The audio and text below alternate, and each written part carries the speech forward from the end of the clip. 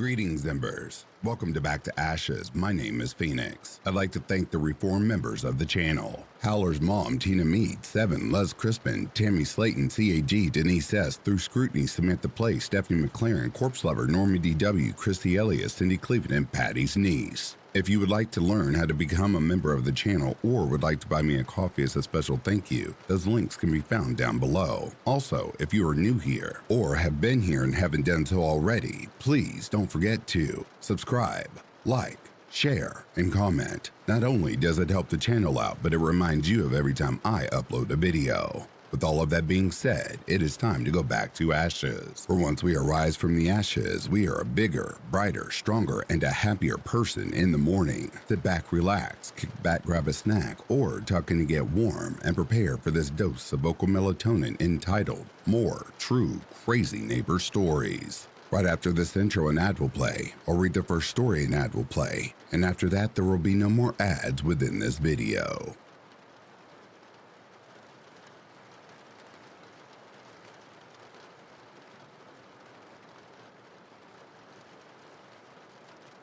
When I was around 20 years old, I started getting love letters in the mail.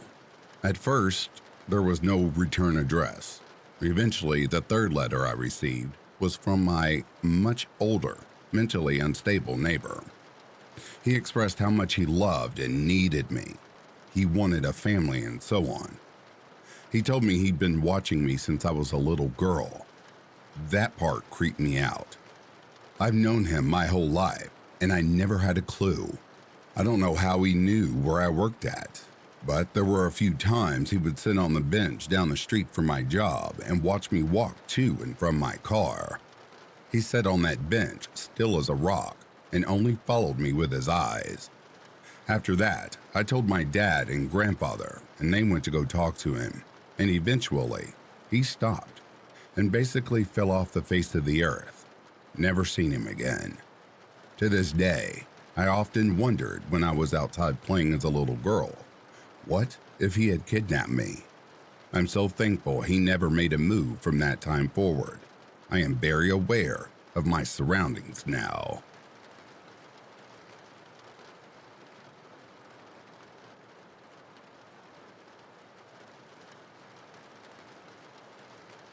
Shortly after moving into my first apartment, I started having strange encounters with one of my neighbors on laundry night. I would pass through the neighbor's carport when it rained to get to the laundromat. He stood in the shadows a bit and startled me several times, possibly avoiding the rain. I tried to be friendly, but he would just stare at me, smoking his cigarettes and not saying a word. Soon it became a regular routine for him, and then the apartment across the way opened up, and he moved to that one. I changed laundry to a daytime-only event. One night, I sat on my stoop on the phone and noticed a red light in the distance. It was him, sitting in the dark with a video camera pointed straight at me. I went inside to tell my friend, who had just been crashing at my place for a few weeks, freaked out and relieved about the timing. That night, my friend staying with me went out, and when he was gone, I heard loud bangs that sounded far away, but I used a sound machine to help me sleep, so I still couldn't be sure what it was. The next day leaving, we noticed the door wood around the deadbolt was all mushed up. I asked him if he noticed it when he came back, but it was late and he was a little drunk, so he wasn't quite sure. The maintenance people were very concerned because it looked like someone had tried to break in while I was home alone. Shortly after that, I left and got a new apartment. Luckily, my new roommate had an amazing big dog, and when she was out of town one night, I woke up at like 3 a.m. to him growling at her window. I went over and ensured it was locked. The next day, my neighbors asked me if I locked myself out, and I asked, no, why? Sure enough, the screen on the outside was all twisted as if someone tried to break in but got interrupted by a very big dog. The worst part was I had out-of-state plates, and all of my friends kept telling me to get that switched because I was sticking out to the police. I often thought that he tracked me down by plates and tried again, or maybe I was just paranoid and these were a series of break-ins looking for money, jewelry, etc. I'm a bit more vigilant now and do plan on changing my plates very soon.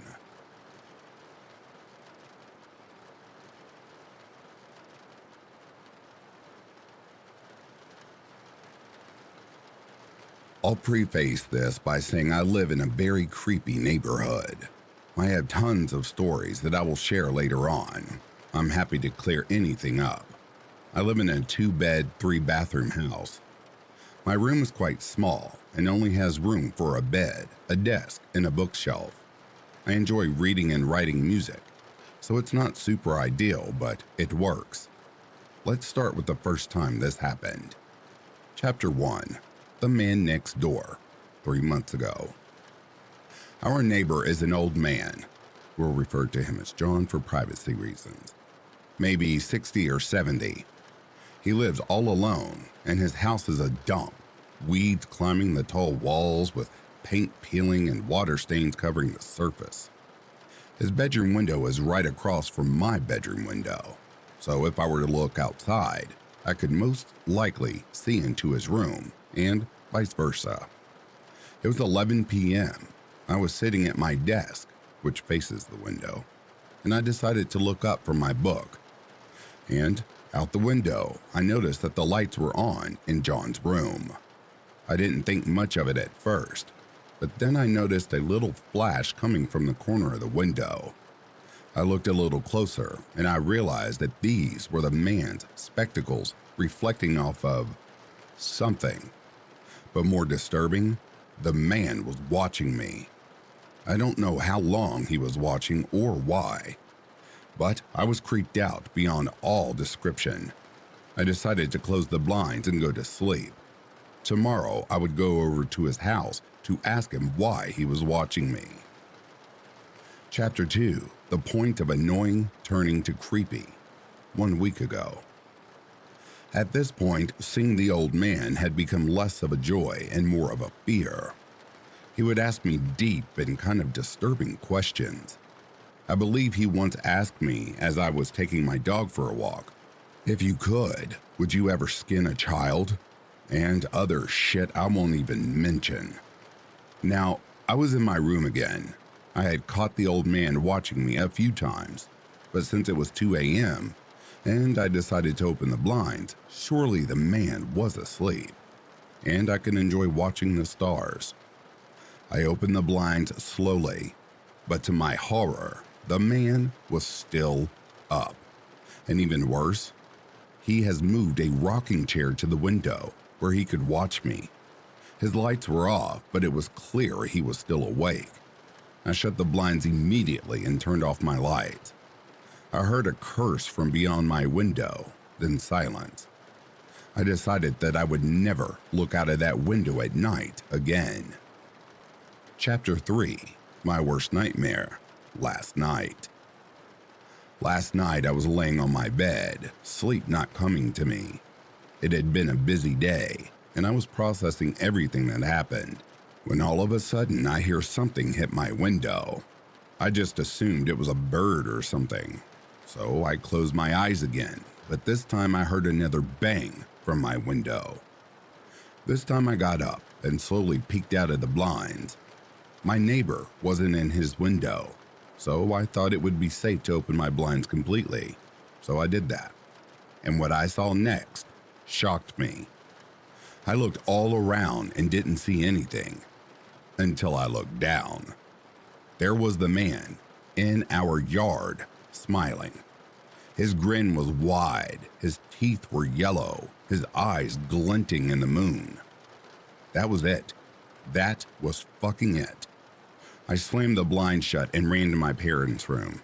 I told them all about the man next door and everything that had happened the past 3 months.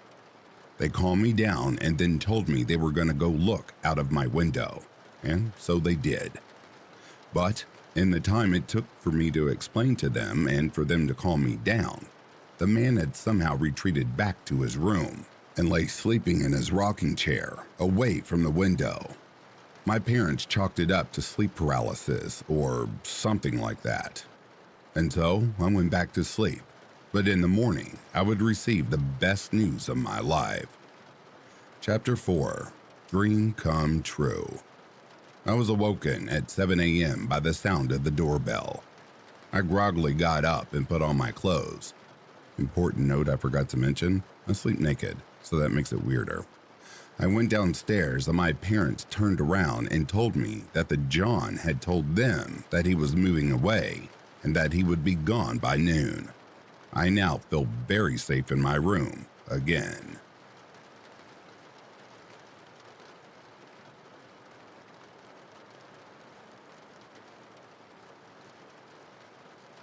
I and my girlfriend rented an apartment for a month. The area was secluded, and after dark, everybody would mind their own business. Neighbors would hardly talk to each other or even be outside in the evening. Our apartment was in a building with 4 floors, and each floor had a single apartment. All the apartments were very compact and built to be rented to students. The night we moved in, our taps ran out of water, so I went upstairs hoping to borrow some from the people living up there. I realized that 2 out of the 4 apartments were vacant and locked. The apartment on the 4th floor was lit from the inside, so I decided to ring the bell, but to my disappointment, nobody answered. Over the next week, we used to hear the sound of someone whacking a rod or some sort of metal on maybe the floor or some other object. This would start late at night, after 1:30 a.m. and continue for hours.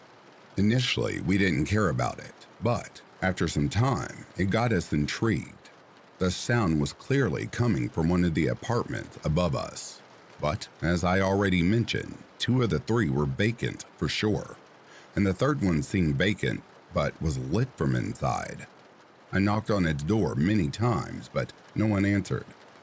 The whacking sound was a daily occurrence, and on some very late nights we could hear someone climbing the building stairs. It seemed as if we were the only ones living in this building, especially during the day, and until the very late nights. We made up theories to convince ourselves that it was nothing, but the pattern of the whacking was too irregular for it to be made by wind or something other than a person. It would start almost daily at around the same time.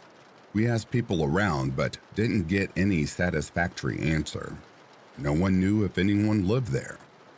Towards the end of our stay, I saw a shady-looking man going upstairs during the day.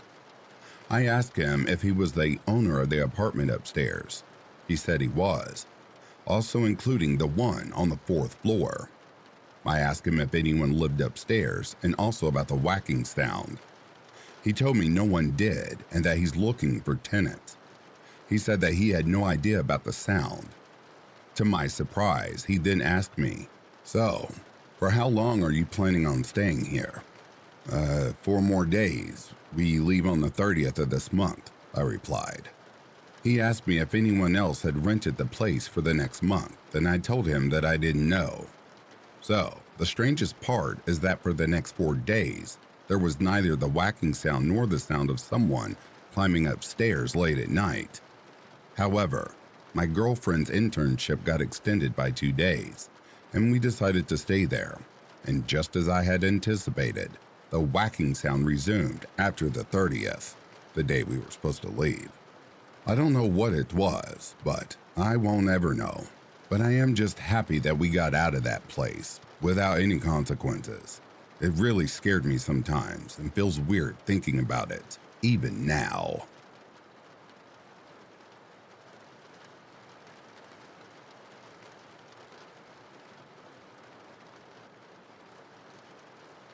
Here's a little bit of background before I get started.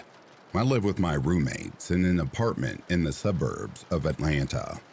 As you may know, Atlanta is super dangerous and crime-riddled right now. So we have a Ring peephole camera, perfect for apartments by the way, and a digital lock on our door for safety. Now, on to the story. About 3 months ago, a sweet family from across the hall moved out, and we got a new neighbor. His name is David, and let's just say he's interesting. When we first saw him moving in, we were a bit taken aback by the sheer amount of stuff he was trying to fit in his one-bedroom apartment. All of it was anime merch and Star Wars memorabilia. Definitely gives me like hoarder vibes, but none of my business. When the moving trucks left and a few days had passed, my roommate and I knocked on his door to give him a welcome to the neighborhood gift basket with some baked goods, dog treats, and poop bags for his dog, and seasonal candles. Apparently, this was not the correct thing to do. After that day, David got creepy. It started out innocent enough. He would come to the door whenever he heard me or my roommate coming or going to have a quick chat. Or he would come over regularly to ask for salt or sugar or toilet paper. Sometimes he would just ask if we would come over and watch his dog. But within the past 2 weeks, things have really escalated. 2 weekends ago, we were out pretty late partying at the bars near the Braves Stadium. We ended up getting home at around 3 a.m., only to find David sitting at the top of the stairs waiting for us.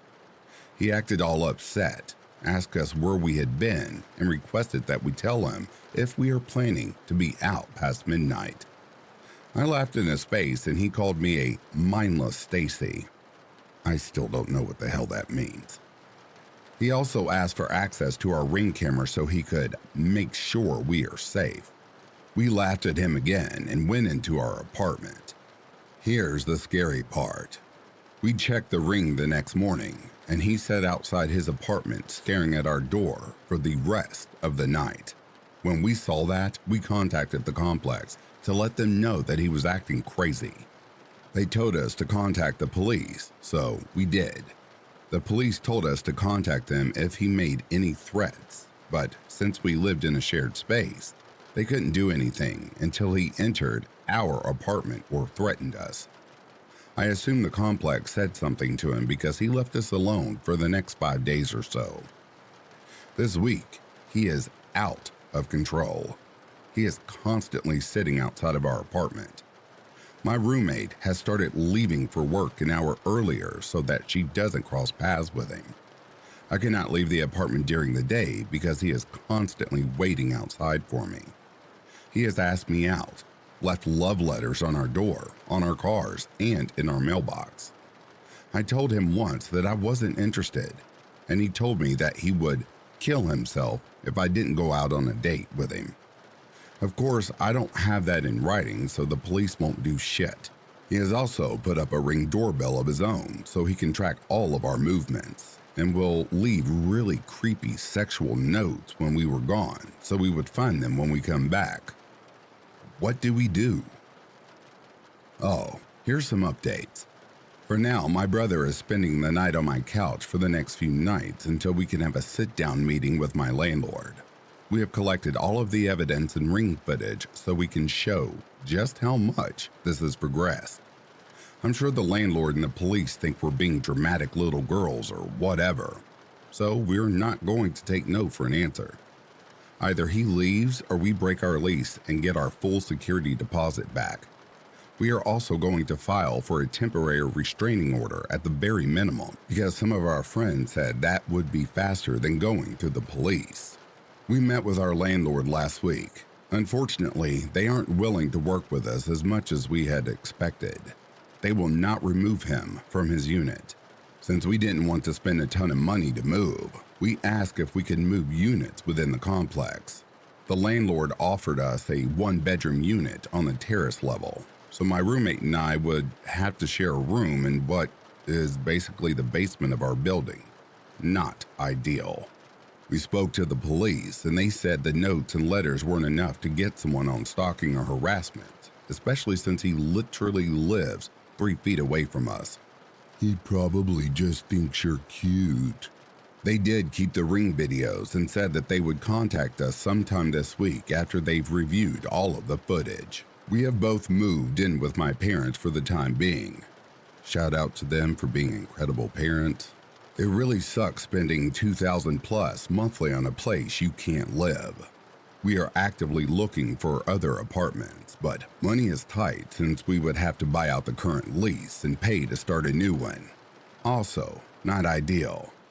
So, not the updates we were hoping for, but we are both safe now, and that's what's most important. If anyone has suggestions about raising $5,000 in a month, please let us know.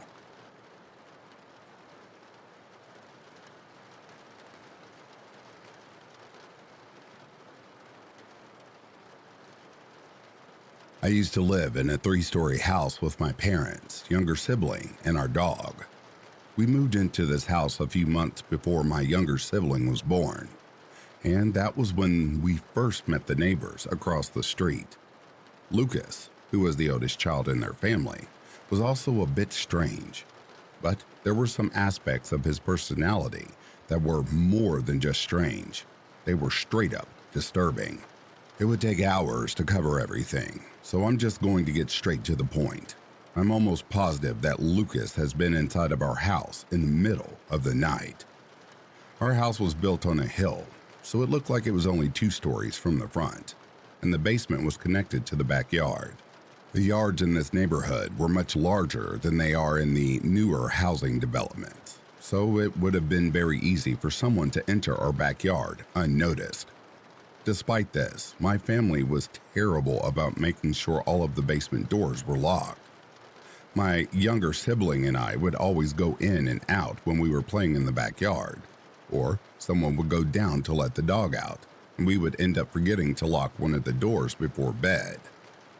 We also lived in a safe area where it was common for people to leave their doors unlocked. However, my family did always lock the door leading down to the basement every night, along with all the other doors on the main level of the house.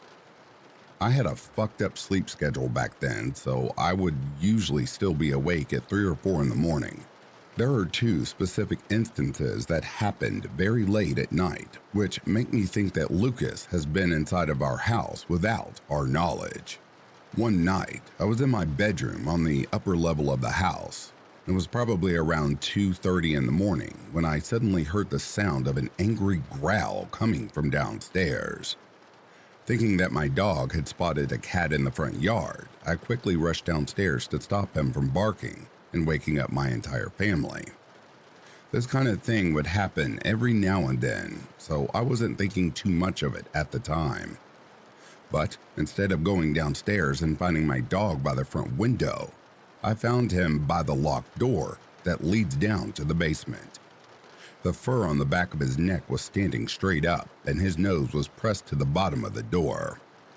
I instantly froze when I realized what was happening. There was something, or someone, on the other side of that door.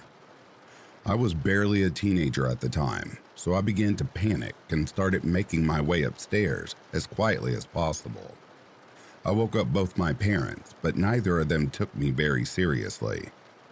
My dad just assumed that my dog was hearing random noises coming from outside, but he did eventually go down to check things out. He said that everything downstairs looked normal, but he also mentioned that we forgot to lock one of the basement doors that night. Then there was another time that I was up late and in my room. By this time, instead of hearing my dog growling, I heard a loud bark that echoed through the entire house. The sound was sudden and intense, similar to a gunshot, and it almost made me jump out of my chair. Assuming again that my dog had seen a cat outside, I quickly looked out of my bedroom window and tried to spot whatever he was barking at. But my heart suddenly dropped when, instead of seeing a cat, I saw Lucas running out of our front yard in the pitch black. I watched him run across the street and back towards his own house before I rushed to close the curtains and duck out of sight. I remember sitting there struggling to process what I had just seen and questioning why Lucas would be in our yard in the middle of the night. I told my mom about it the very next morning, and she said that she would bring it up to Lucas's mom.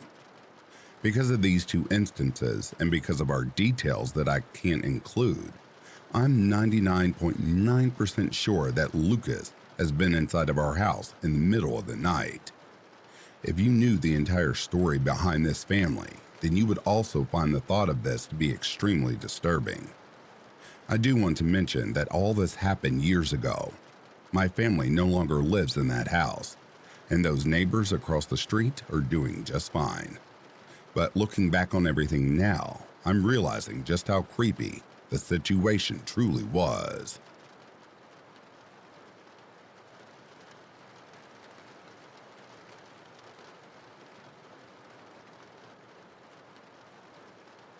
So I moved into a duplex with my ex about 3 years ago in what we thought was a safer part of the city.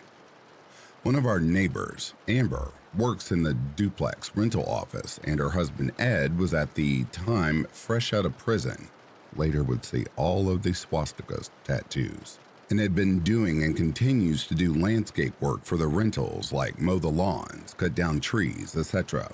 Other than that, he is at home mostly doing odds and ends, things like tinkering with his own mower or truck or something. They both are super nice people, very kind and loving toward others, and always offer to help out. We have smoked weed together a few times. Ed smokes more than Amber. And have talked about all kinds of things, so I thought I could trust them and felt very safe being their neighbor. I once mentioned how sometimes when I'm home alone, I hear steps in the attic over my room, and what sounds like a chair being dragged. How sometimes the noise follows me around the house and always freaks me out to the point of calling someone just to feel a little safer until the noises die down. Ed said, "What, you think we're spying on you?" in a laughing way, but it creeped me out a little. So then I break up with my boyfriend and he moves out. This is recent, so a few months ago. Ed started texting me asking if I wanted to smoke while Amber was still at work. I declined every time, finding different excuses because I still felt uncomfortable around him. Then he asked if I wanted to have sex with him because he thinks Amber is cheating on him. I definitely shut that down, and it was awkward as fuck. I didn't tell Amber because I didn't want to get kicked out or have some horrible awkward tension, and I hate confrontation, so I kept quiet. That's when I started to hear things in the attic above my room more often. It freaked me out even more when I woke up to a loud bang right outside my front door at about 3 or 4 a.m. When I went to examine it, there was a small lockpick outside my door on the ground, but no one around. I kept the lockpick, and the next day I texted a picture of it to Amber to let her know that I thought someone was creeping around, and she said, "Oh, that's Ed's. That's his ice pick, not a lockpick, sweetie. No one can pick your deadbolt with that." But I know the difference in a 4-inch skinny-ass lockpick and an ice pick. I'm so scared to be alone here, especially at night. Our attics connect, and it's not outlandish to think he could be up there spying on me. I even found a freshly drilled hole in the ceiling of my room. I just wadded up some paper and put it in the hole, and try not to think of it. I honestly hope nothing comes of it, and I'm just being paranoid. My friends kept telling me to call the police, but I don't have any evidence, really. I have the lockpick still and pictures of my door being messed with, but when I've gone into the attic, it's been completely empty. I've never gone in there alone because its opening is in my garage and there is no ladder, so it requires 2 people. But as of now, it is a gaping hole above my washer and dryer and very hard to get into without good upper body strength. I'd call my ex to come home when the dragging would start, and by the time he got there, it'd be cleared out. So I'm hesitant to report anything with no evidence. This is 100% true. I'm staying with my boyfriend until I move out in a few weeks, despite my neighbors being upset I'm leaving. To address another thing, I didn't see any swastika tattoos until months after I'd been hanging out in their back porch to smoke with them. He had his shirt off for the first time, and there were at least 3 on his body. It confused me because Amber and Ed are super Wiccan.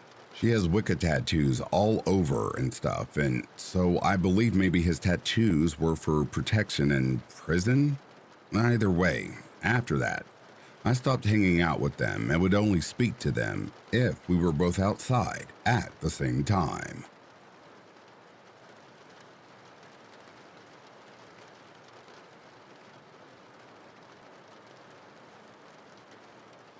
I've never only started thinking about this in the last 10 to 15 years, but I think I narrowly escaped being sexually assaulted and or murdered as a child. When I was a preteen growing up in rural Texas, a family from Las Vegas moved next to us. It was Harry, that's his real name, and his wife, her mother, 2 daughters, and one of their husbands. I was drawn to them because they were very friendly and interesting. All except Harry.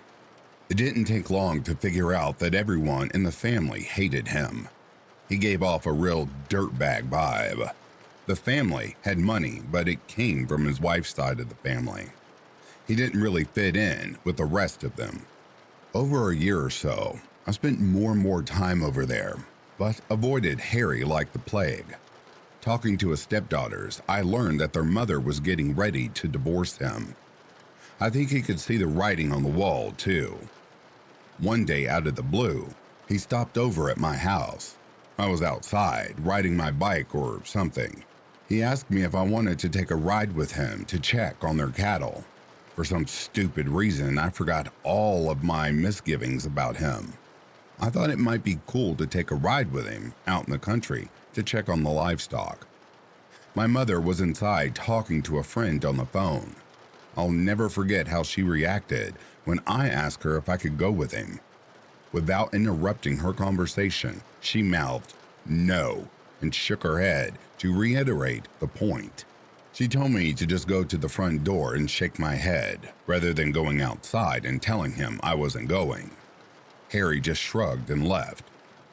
After his wife finally kicked him out, Harry started harassing them in weird ways, creeping outside their house at night and even calling in fake obituaries for one of the daughters in the local newspaper. Thankfully, he took off back to Vegas soon after. After I had kids of my own, I started thinking about that incident and what could have happened to me that day.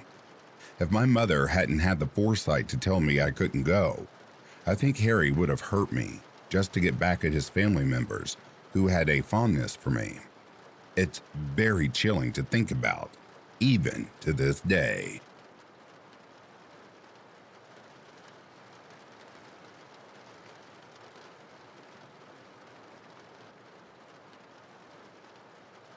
Hello everyone. I recently moved into an apartment with my boyfriend. We instantly fell in love with the place and the price. We got approved and moved in rather quickly. The place is in a college town area. There is a bar nearby, grocery stores, and fast food places. Nothing out of the ordinary nor sketchy. On the day of move-in, our landlord gave us our keys and briefed us on the neighbors. There are only 4 apartments in the complex. Landlord said that they were very reserved for the most part. One neighbor is very scared of COVID-19, so they stay inside. Neighbor across from us seems to be very reserved as well. Now, I saved the best for last. Our bottom floor neighbor, let's call him Cal. As we were walking up towards our place, our landlord said, "Hey, oh yeah, Cal? He's very weird." Boyfriend and I looked at each other like, what the fuck does that mean? His windows and doors were wide open. Landlord explained that he did not have AC at the moment. He continues to have all windows and doors open. We ignored it and continued unpacking.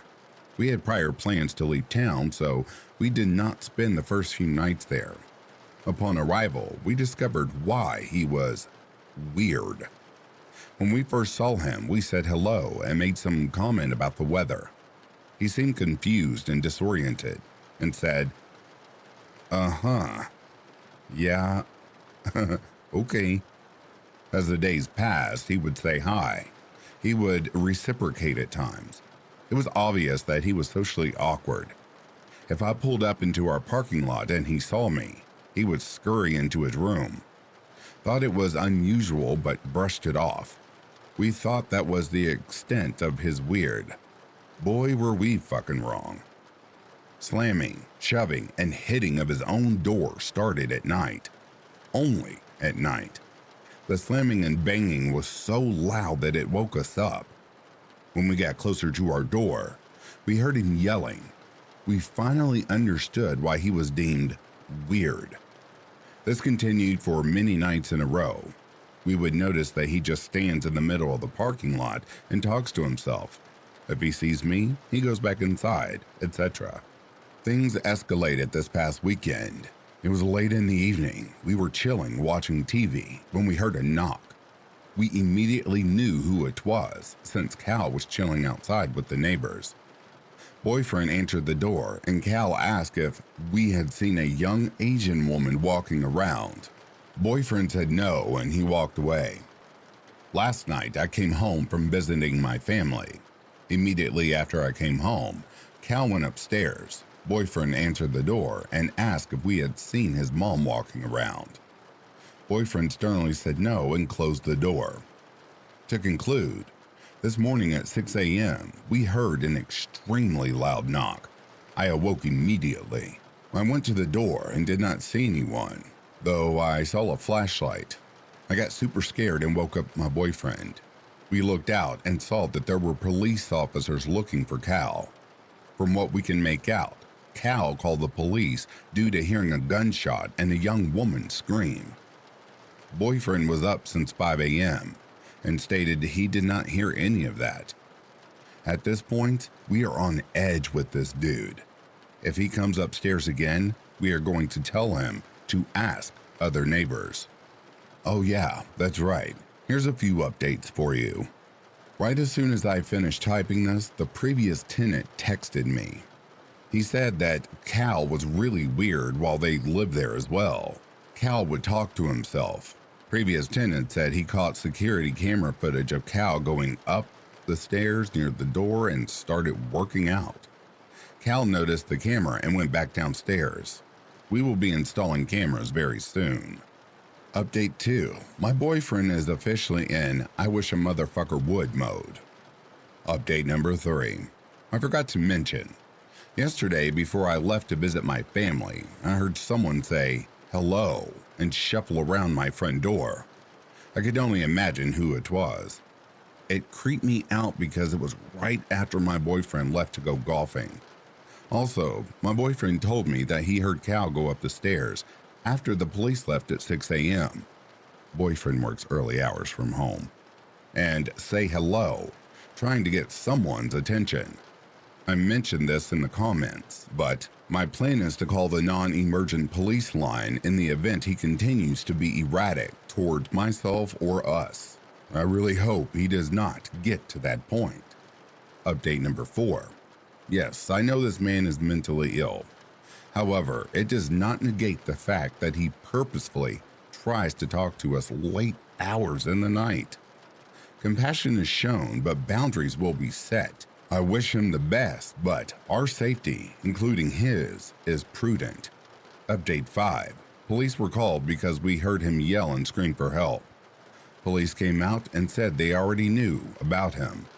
It seems like he is harmless, but we still keep our distance for our safety and his.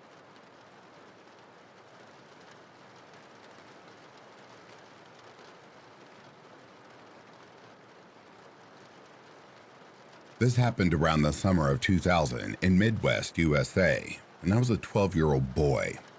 I was shy and never did well with confrontation. Anytime I was scared, I'd feel myself shaking. One day, my dad and cousin were weightlifting in the garage, and it was open. I then decided to grab my bicycle out of the garage and ride up and down the street while my dad and cousin lifted. As I'm pedaling away from the house, I see another kid riding his bike, probably 5 to 6 houses down from mine, but he's just kind of going in circles. I maybe get like 20 feet near him, but that's it. No words were exchanged, not even a wave or a nod. I just kept my head down and kept pedaling. On our next circle back down the street, that's when things got weird. I get near the area where the kid had been riding, and he's not around anymore. So I guess he went inside wherever he lived. Right as I'm about to turn around and head towards my house, which is like probably 80 to 100 yards away, I hear a man yell, "Hey!" in an unsettling tone. I look up and a man is standing in his front doorway, probably 25 feet from me, as I'm paused on the street with my bike. He's one of the creepiest looking dudes I've ever seen in my life. He has on a ball cap and he's wearing these thick Jeffrey Dahmer looking glasses. Tan, burnt orange, dirty looking wrinkled skin, and had to be in his 40s probably. He looked straight out of a horror movie, and he just had this sinister, angry look on his face. He then says, "If you say anything to my son again, I'm going to run your ass over." At this point, I was crying and frozen with fear, but then I started biking home faster than ever. I'd never been in a situation like this in my life. I couldn't believe what happened because I never said anything to that boy. So I get to the open garage where my dad and cousin are still lifting, tell them the story, and they decide to go to the guy's house and address the situation that just occurred. My dad and cousin had a few beers and were pretty jacked, so they were ready to tussle if needed. My dad goes straight to the guy's door with my cousin behind him and knocks loudly.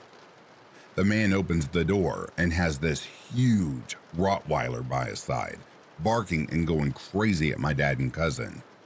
He threatens to let the dog loose, but my dad and cousin aren't cowering down one bit. After a bit of bickering for a minute, the guy goes back into his house and shuts the door. Nothing else happens that night, and we walk back home. A few days pass, and now I'm about to get to the creepiest part. During the summer, when my parents worked during the day, my grandma would come over and babysit my little brother and I. We were about 10 minutes from downtown, and my grandma was going to take us there to grab food at Sonic. We get in her car and start driving down the road towards that creepy dude's house. This made me feel very uneasy, but that's the direction we had to go. As we got closer to the house, the hair on the back of my neck starts to stand up again. As we go by the house, I see him. He's sitting in a red truck in his driveway, facing the road, like he's about to pull out. I don't remember well, but I think he might have even had a grin on his face as we drove by. We pass the house and he pulls out behind us.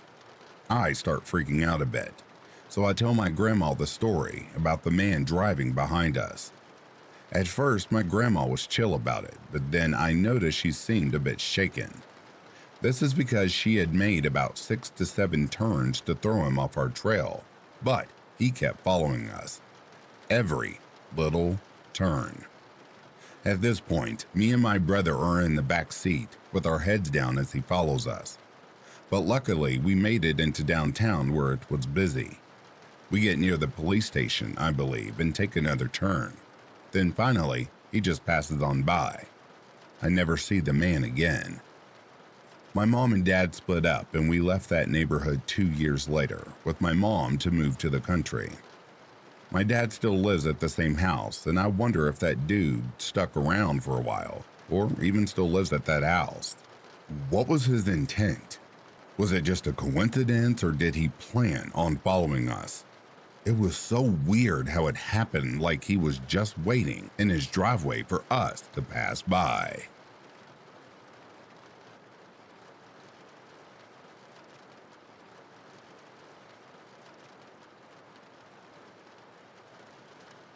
I grew up in Arizona, in a relatively safe city. Before myself or any of my friends had a driver's license, we would walk everywhere just to get out of the house and do something.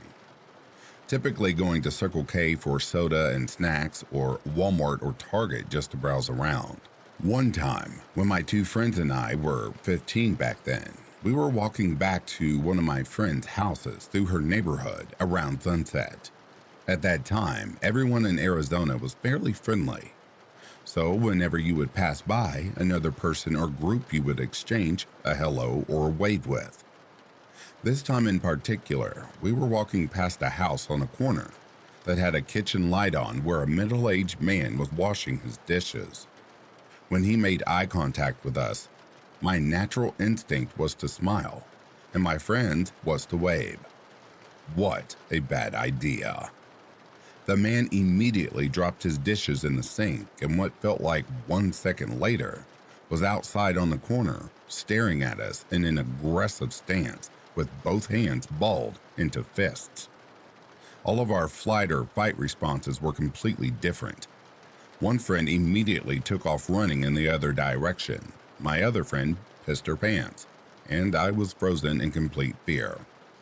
He started charging towards us in full force, and I am so grateful that my friend grabbed my arm and we all started running as fast as we could.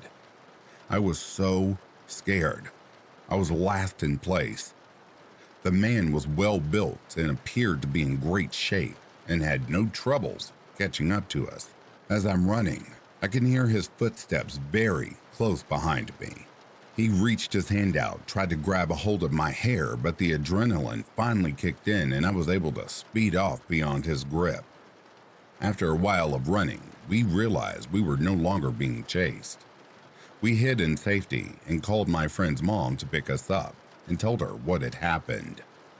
We gave her the location of the house and all vowed to never go near that house again. The next morning, we wake up and her mom explains she checked the address of the house, and someone living there was a registered sex offender. Not sure if it was explicitly because of this incident, but my friend moved houses shortly after this. Our moms all collectively agreed we were not allowed to walk alone around anyone's neighborhood, and that if we wanted to go out, a parent should be close by. I completely forgot about this until I was recently talking to my friend and she brought this night up. I sometimes wonder what would have happened if this man had gotten a better grip on my hair, but I'm thankful to say we got away unharmed. At 27 today, I carry a pocket knife and pepper spray with me at all times.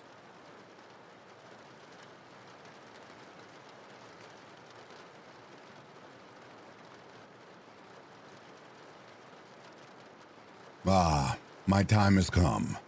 So, my aunt lives next door to us, which would be fine and dandy, but she's a sociopath. The house we live in was hers and my father's growing up, and we, dad, mom, brother, and me, moved in with my grandmother 10 years ago.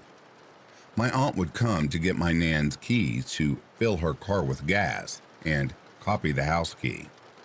My aunt would then come into our house in the wee hours of the morning and steal the stupidest shit.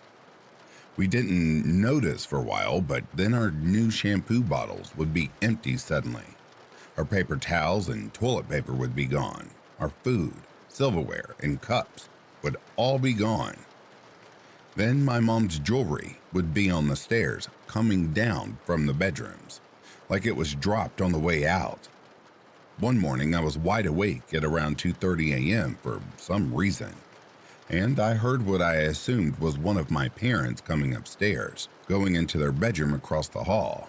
Then, a few minutes later, going back downstairs.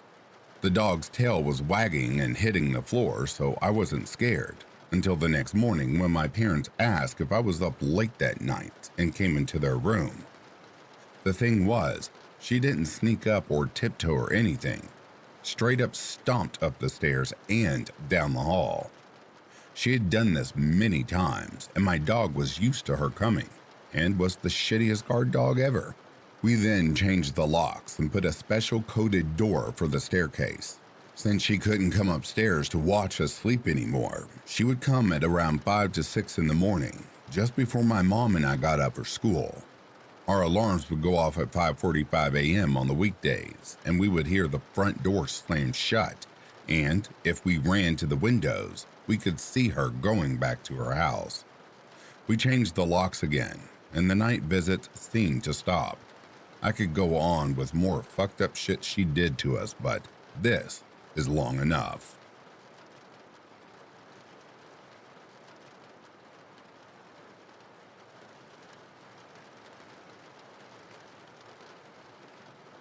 There was this old guy who lived with his wife and his dog a few doors away in a really big house. He rarely left his home, and when he did, he only took his dog for a walk. He also talked very rarely and seemed to avoid other people, while his wife was somewhat more social. The couple lived on our street for a few years and everything appeared to be fine. However, someday they divorced and the lady moved away for reasons unknown. The old guy remained with the dog in his house and a few years passed. There was never something suspicious, and aside from his usual strange behavior, everything seemed pretty normal. One morning, that was approximately 7, 8, 9 years ago, I left as usual from my house to catch the school bus. Our street is relatively quiet, and normally there isn't much stuff going on. But this morning was a bit different. There were a few neighbors on the street, and my parents said there's something wrong with the old guy, which lived on the end of the street, but nothing specific was known. So I went to school and didn't think much about it. As I returned and exited the bus at the bus stop, I saw that the whole street was cordoned off and evacuated. Police cars and officers were everywhere, and even a SWAT team was there. I had no idea what was going on.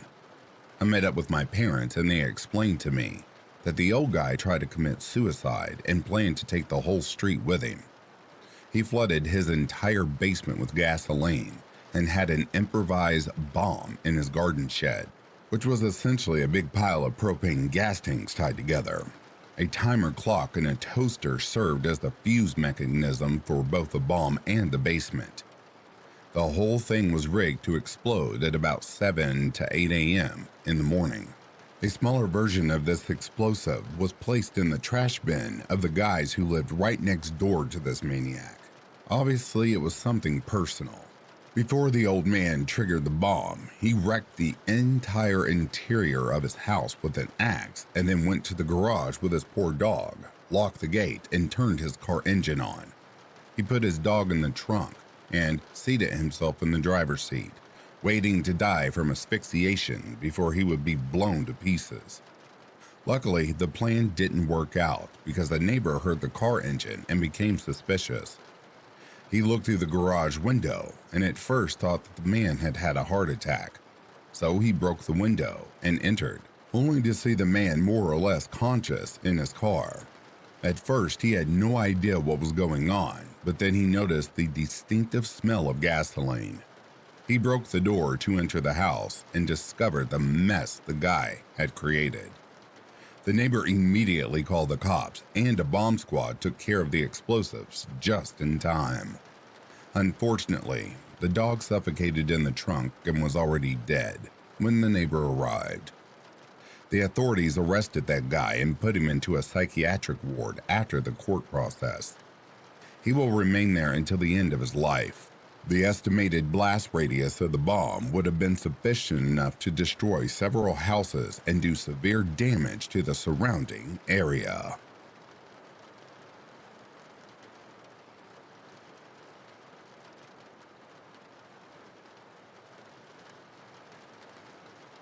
Hey there.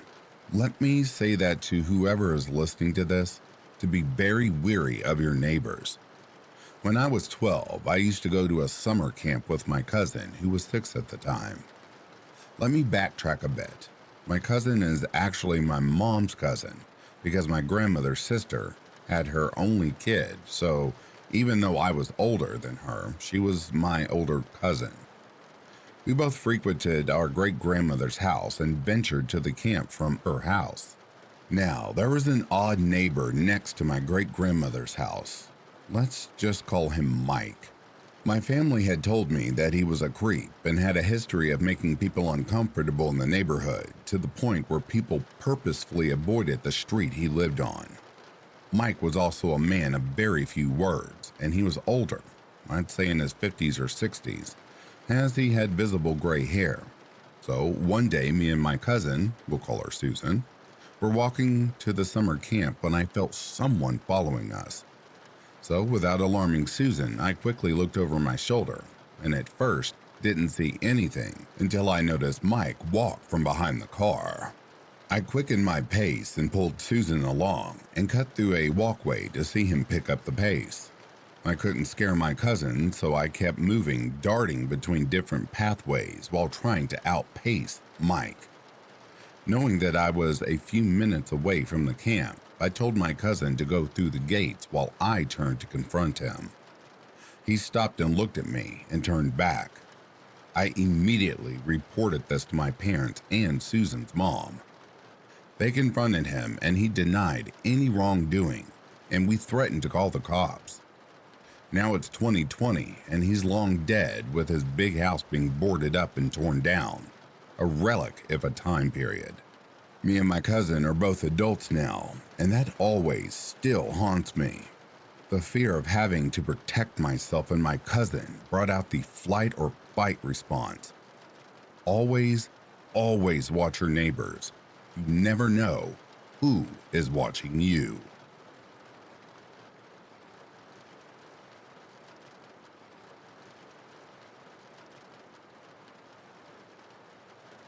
And that, dear listeners, brings a close to these more true, crazy neighbor stories.